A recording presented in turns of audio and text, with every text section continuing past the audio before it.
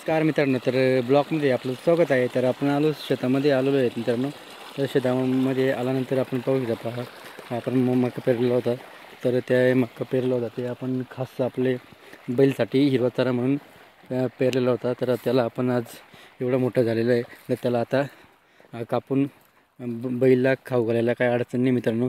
म्हणून ते आपण आज त्यांना खाऊ घालण्यासाठी आज बैलगाडा घेऊन आलेलो आहेत. पाहू शकता तिकडं आपली बैलगाडी आहे, पाहू शकता तुम्ही तिकडं त्यांना व्यवस्थित बांधून दिलेले आहे.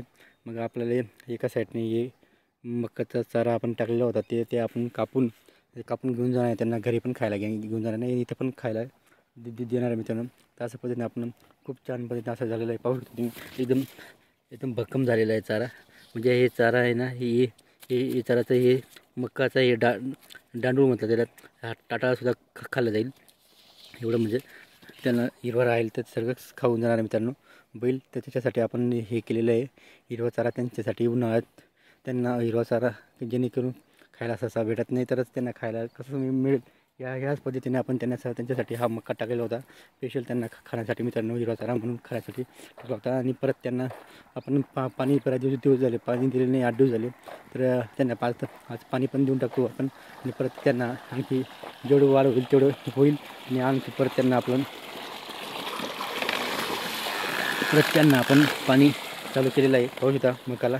आणि जेवढं रोजचं तेवढं आहे तेवढं 3-4 सारे आपण पडले. ते सारे आपण जेवढे आपल्याकडनं बैलगाडामध्ये बसेल तेवढं 3-4 असं सारे आपण कापून घेऊन जाऊ त्यांना. आणि रोजचं हिरवा चारा त्यांना खायला देऊ. आणि परत पाणी चालू त्याला चारायला, पाहू शकता तुम्ही. आपण पाणी पण देतो आहोत, जेणेकरून हिरवं राहिलं पाहिजे बैलला खायला. हिरवं गारव चारा म्हणजे त्यांना तोंडाला चव यायला पाहिजे हिरवा चारायचे. त्यासाठी आपण पाणी भरण्याचं काम नेहमी त्यांना चालू आहे. हळूहळू जसं भेटलं तसं पाणी आपण भरत आहोत. पाहू शकतो तुम्ही मकाला पाणी भरायचं काम पण चालू मित्रांनो. अशा पद्धतीने आपलं बैलसाठी आपण दिलेला चारा आहे, हिरवा चारा म्हणून पेरला होता. मग त्या आज बरोबर त्यांना खायला आलं आहे मित्रांनो. तर असं आपण हिरवा चाराचं नियोजन केलेलं आहे. व्हिडिओ आवडला तर लाईक, शेअर, कमेंट नक्की करा. आमच्या चॅनल सबस्क्राईब करा. जय जवान जय किसान मित्रांनो.